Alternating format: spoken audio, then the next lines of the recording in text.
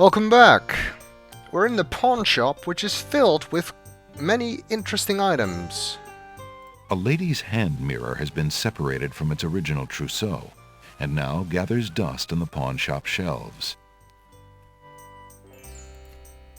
If Alexander wants anything from the pawn shop, That's the standard message. the dusty shop remains peacefully. That is the standard message as well. I guess the mirror has nothing to say. The pawn shop is a dimly lit place with a slightly musty. There's some candles. Several half-burnt wax candles have been placed among the other pawn shop items. They probably light the shop at night. I think we found the head of the suit of armor. A helmet, probably belonging to the headless armor also in the shop, has found its way to a separate part of the counter.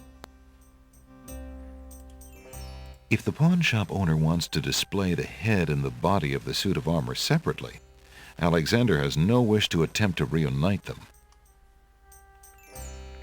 Does it have something to say? The dusty shop remains. Ah, come on, it's the head of an armor. It should have something to say. A tall skeleton lends an air of mystery to the shop. Alexander already has a skeleton. Indeed. Hard to argue with that. He's speechless. Well, I guess you would be. Towering mightily over the other pawn shop curiosities, the stuffed bear makes an ostentatious display. The world-famous talking bear has been sulking ever since his abduction from a small mountain community in California. He refuses to discuss real estate. I'm sure that's a reference to something, but I'm not entirely sure what. The stuffed bear probably has stuffed fleas. Alexander decides to keep his distance. Well, I guess stuffed fleas is better than real fleas. At least stuffed fleas can't bite. These shelves are very interesting as well. They contain a number of very interesting items. The back wall of the shop holds various odds and ends. For example, a hull hole detector for finding those hard-to-spot holes in small sailboats. Wow, that would have been useful in King's Quest V to find that hole in the sailboat that cannot be found other than by dying of it. Cat cookie mix. Play tricks on your friends, the box says. Wait, to turn them into a cat forever, like the spell in King's Quest III? That's quite a cruel trick. A golden bridle finder for finding those nearly invisible golden bridles. And that would have been useful in King's Quest IV, to find the golden bridle hidden in the ship on the island. Self-adhesive emeralds, what you use when you don't have honey. For King's Quest V, Tongue climbing gear, tested on over 100 whale tongues. King's Quest IV once more. A uvula tickler, guaranteed to make large mammals sneeze. And that's for the same part of King's Quest IV, actually. A cheese hook for retrieving cheese out of small holes. And that's for the cheese we needed from the cell in King's Quest V, where we just used a fish hook rather than an officially licensed cheese hook. A shovel that's guaranteed not to break for over 100 grave diggings. So much sturdier than the one we found in King's Quest IV. A bridge repair kit for when you've crossed a bridge one too many times. Now that would have been a useful thing to have in King's Quest II. Stair traction pads. Stop slipping off those narrow staircases. That would have been useful in just about any game. A hull hole detector for... And that was all of them. Yes, all of the items on the back wall are useful for previous games. Fun. The back wall of the shop holds various bottles and potions. For example, a bottle labeled Owl Courage Potion for spineless owls. We should have given that to Cedric. There's more stuff here useful for previous games. A bottle of Gnome Begone. Miniature carpet cleaner for those castles in a bottle. It's a very niche product. Bird's nest soup mix, treasure not included. Sure. Garlic, especially grown for vampire resilience. Magic mirror glass cleaner for when your future looks fuzzy. If the royal family had had that, they might have been able to find Alexander when the magic mirror wasn't working. Shark repellent. Man, that would have been useful to have in King's Quest 3 and 4. A small box of enchanted sorcerer's flea and tick collars. Wait. Is that basically a flea collar specifically for cats that used to be sorcerers? Again, quite a niche product. How does he sell these things? A bottle of Gnome Begone. Okay, I think we're done with those shells as well. Let's do something useful before you people get angry at me again for standing around in one place doing nothing. It's funny, damn it. Let's talk to the pawn shop owner, see if he can help us with that magic map. Excuse me, merchant, but the ferryman mentioned that you might have a magic map of the land of the Green Isles. Why, as a matter of fact, I do. I keep it under the counter. It's been gathering dust so long that I nearly forgot about it.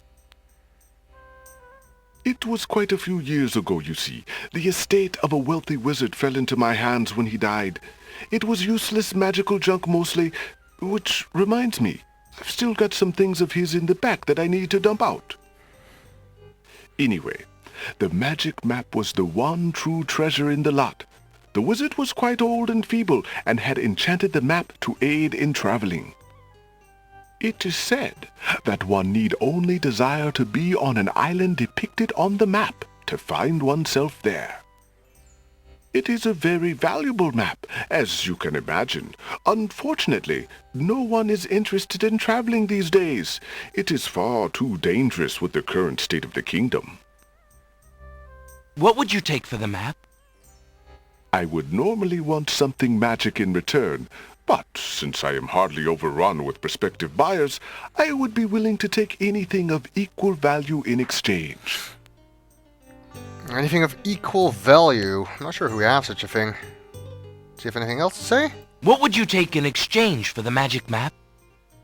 I would need something of great value in trade for this map. Okay, I guess not. Let's take a look at the counter where he put the map. A magic map lies on the pawn shop's counter. The pawn shop's counter is made of a sturdy teak. The wood is well worn by eager hands and well oiled by the shop's faithful keeper. There's a number of other items on there, but apparently you can't look at them at this point. Would you take a copper for your magic map? Somehow I doubt it. I have this copper coin. Will it serve in exchange for the map? An interesting enough piece, but it is not nearly valuable enough to trade for this map. In fact, I would say it is about the worth of our own copper. The only items in the store that I could let go for the price of a single copper are the 4 simple items I normally display on the front counter. Well, if I can't have the map, then I suppose one of the counter items will do. As you wish. Alexander looks closely at the items on the counter near the map to make his selection. Okay, these are the items on the counter. That's the magic map. A magic map lies on the pawn shop's counter. We can't take that for the copper, but we can take any of these other items. I see you have noticed my mechanical nightingale. She is made of plain tin, but she sings the sweetest song you can imagine, barely distinguishable from the real thing. Yeah, if you're deaf, as we'll hear later. The flute is only made of plain wood, but its notes are fine and true. Well, the message for the drum did say that Alexander was more leaning towards wind instruments, so the flute might be of interest. Ah, yes, the painter's brush. It was well used by one of the island's best painters. There's a lot of creativity in that brush, and its bristles are still in good condition. One of the island's best painters? Bob Ross? Probably not. Have you an interest in tinder boxes? This one is only slightly battered. It holds a good supply of flint, a sturdy striking pad, and even a candle in case you find yourself with naught else to hold the flame. Now that, of course, is an item that is useful in any adventure game whenever you need light, which tends to crop up quite a lot, actually. However, for the moment, I actually want the Mechanical Nightingale. That mechanical nightingale looks intriguing. I believe I'll take it. Very well. Your coin is well spent. Remember, this is a pawn shop. I am always willing to take back my own goods in trade. I'll remember. Thank you. That's very convenient, because we can actually go back any time and trade the item we got for any of the other items from the counter. So if we need something else, we can just come back and get it. We just can't have more than one of them with us at the same time. I still want that magic map though, and the only thing we have that's of any real value, unfortunately, is our insignia ring. I'm rather loath to give that away, but without the map we're not really going anywhere else, so there's not much choice. Would you be willing to take my family ring in exchange for the magic map? Daventry, are you a king then? No, that's my father, King Graham. I'm just Alexander. Well, Prince Alex, she is a beautiful ring. Are you sure you can part with such a unique family heirloom? The ring does mean a lot to me. I didn't always have a family, you know. Still, it is only gold. There are more important things at stake now. Then you now own a magic map, Prince Alex. I will keep your ring out of sight for a few days. If you find anything else of great value in your travels, you can come back for your ring. I would hate to see it melted down for gold. Ah, and a warning about the map. It will only operate when you are out in the open and within sight of the sea. The limitation has something to do with the teleport spell ingredients. You might try the beach. Thank you. You are very kind, and I'll remember about the map. Hey, what's the old man doing? Suddenly, the old man in the concealing cloak sneaks past Alexander, and with a sneaky dart of his hand, steals a mint from the candy jar. The old man stuffs the mint into his mouth and wobbles unsteadily out of the pawn shop. Wow, that's a strange effect for mint to have. Seconds later, in the castle... Master! I followed Prince Alexander as you wished. From the pawn shop owner, he just abstained, just reprieved. He just got a magic map. The hell? Fool! You've been eating those mints again. I ordered you to stop that. Yes, Master. Now, what is this about a magic map? With the map, Prince Alexander could travel anywhere as quickly as I can. I thought I took care of the only means of travel. By my scimitar, I can't have him stirring things up now. Get a hold of yourself and listen carefully, Shamir. Go to the other islands and tell them...